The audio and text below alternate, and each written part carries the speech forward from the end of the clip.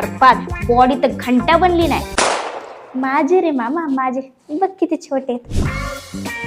केसाला मेहंदी लावून केस लाल केलेत, जस काय सर्कस मध्ये जायचं. मला रे मला उद्या सर्कस बघायला जायचंय ना, तेच म्हणू लागले. काय नाही दर 2 दिवसाला नवीनच कपडे घ्यायला वपत यग बी नाही. मला रे मला कोणते कपडे घेऊ तेच समजत नाही. एक पण वपत नाही. बारू, तू सकाळी दूध पिशवी आणायला गेलता, हा. माझे 100 रुपये घेऊन उरलेले 65 रुपये काढ.